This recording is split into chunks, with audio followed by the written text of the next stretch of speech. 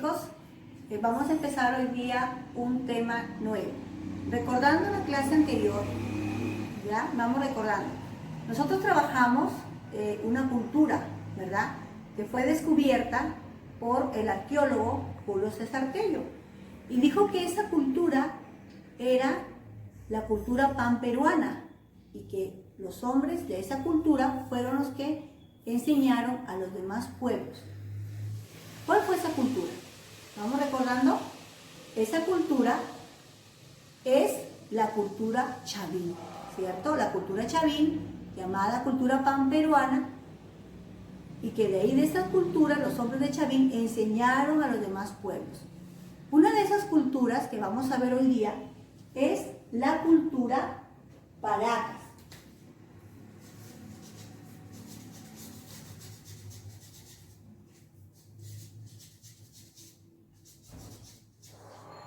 La cultura Paracas. A ver, vamos observando el mapa.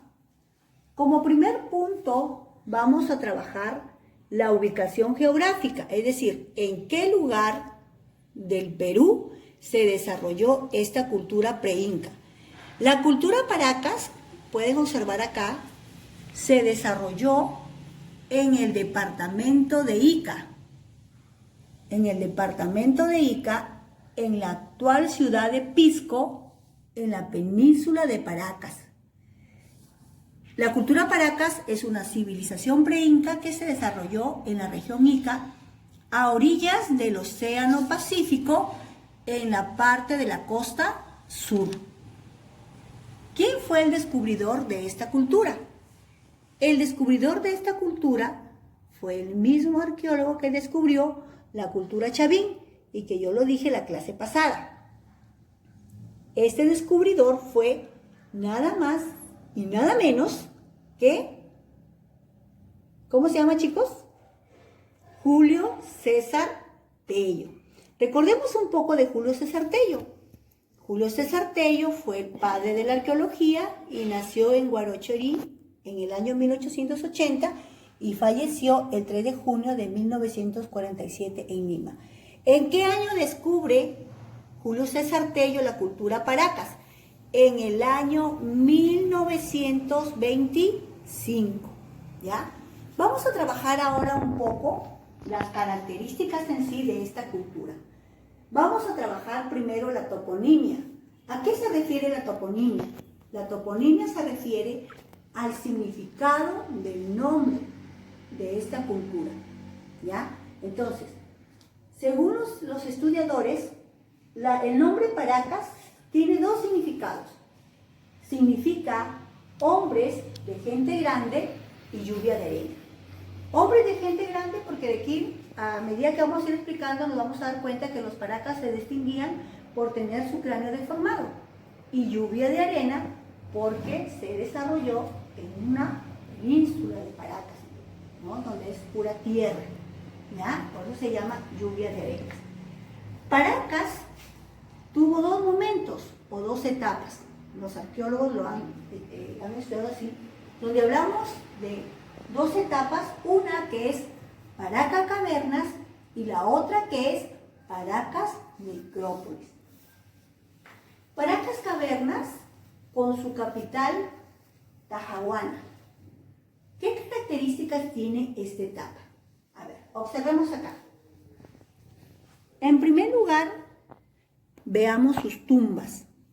¿Ya? A ver, chicos, observen las tumbas de Paracas Cavernas. Las tumbas de Paracas Cavernas se caracterizan, ¿no?, porque tienen la forma de una botella. Miren, chicos, tienen la forma de una botella, ¿cierto? Es como que acá tienen el pico de la botella, ¿ya? Y acá la parte de abajo de la botella. O de una copa invertida, ¿cierto? Si tú giras, te vas a dar cuenta que tiene la forma de una copa o de una copa invertida. Y dentro, estas son las tumbas. Y estos bultitos que tú observas aquí son los fardos funerarios. Acá, mira, ellos enterraban a sus muertos en posición fetal. Y aquí estamos viendo un fardo, ¿no? Y adentro está el cadáver, la persona, ¿no?, que ellos enterraron en estas tumbas. ¿Ya? Bien. Como puedes darte cuenta, hijo, aquí en una tumba podían entrar muchos fardos.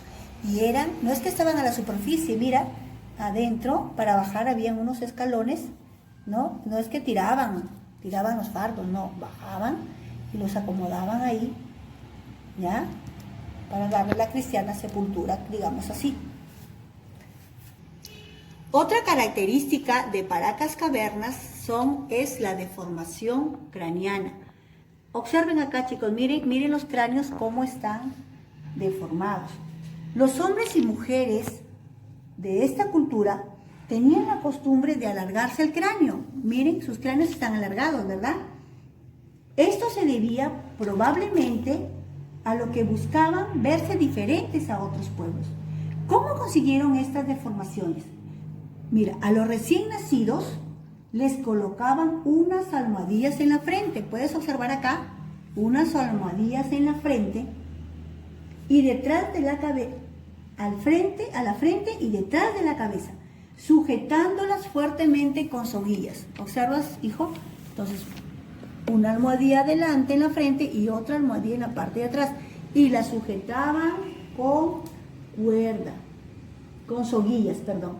A medida que los niños crecían, se les iba alargando el cráneo hasta que tuviesen la forma que ellos deseaban. Miren, y para ellos eran considerados como unos motivos estéticos, ¿no? Porque esto hacía que los paracas se diferenciaran de otros pueblos. Miren cómo quedaban así sus cráneos deformes, ¿no?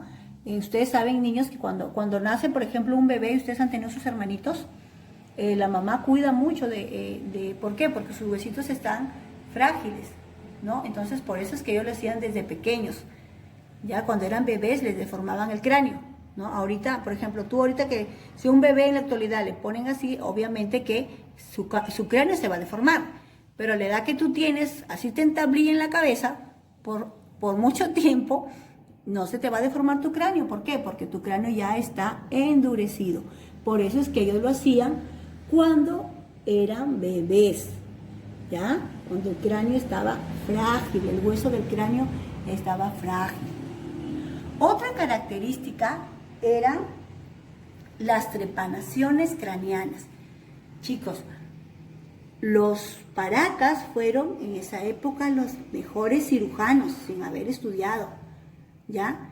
Ellos operaban el cráneo. ¿Y por qué operaban? Miren, aquí en esta figura pueden observar que hay un hueco, ¿ya? Esas fracturas de formaciones del cráneo eran causadas por un golpe o cuando ellos sufrían ataques de guerra, ¿ya? Entonces, ¿qué hacían ahí? Ahí lo que ellos hacían era operar. ¿Y qué usaban para operar? Para operar, ellos utilizaron primero como herramientas, utilizaron los cuchillos de obsidiana. La obsidiana es una piedra, ¿ya? Que se forma de la lava al momento de endurecer, la piedra negra.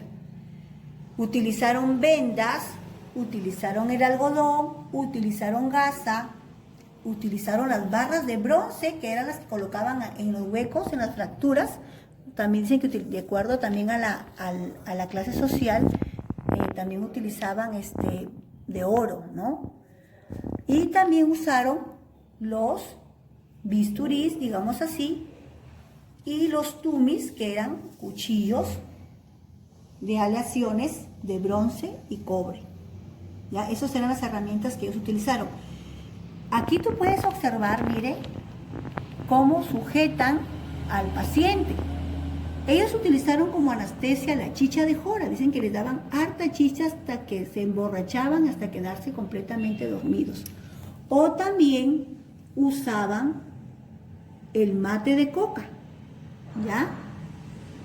¿Y por qué los están sosteniendo ahí? ¿Te das cuenta que hay uno que está que opera y los demás, hay uno que le está sosteniendo los brazos y el otro que le está sosteniendo las piernas?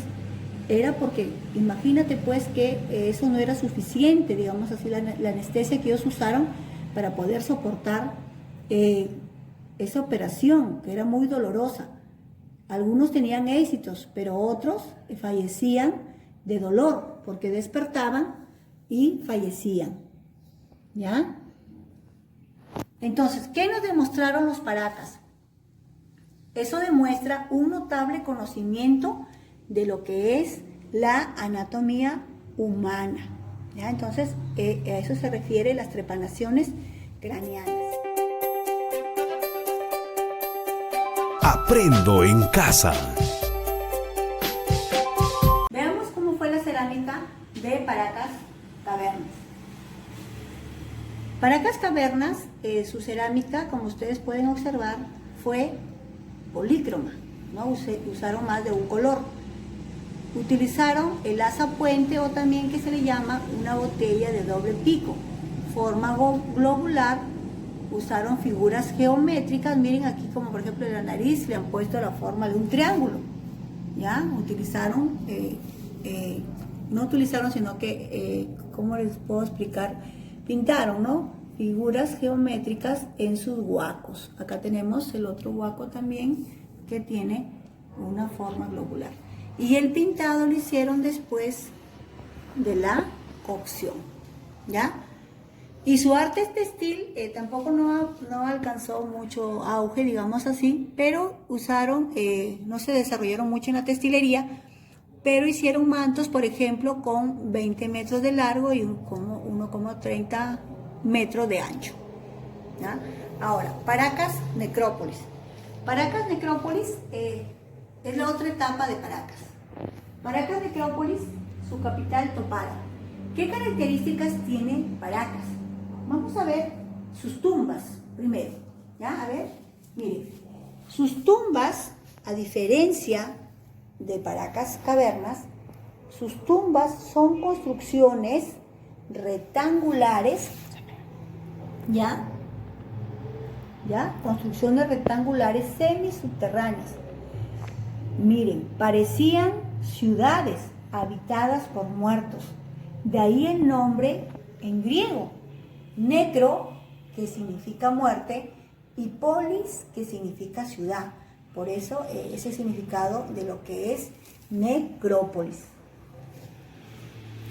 En cuanto a la cerámica, ¿ya? Tuvieron las siguientes características. Utilizaron también cerámicos con asa puente, con asa estribo, tenían forma globular, pero la diferencia es que Paracas Cavernas fue monócroma, es decir, utilizaron un solo color, especialmente el negro. Su pintado fue precocción, es decir, antes de hacer la cocción de la cerámica, lo pintaron.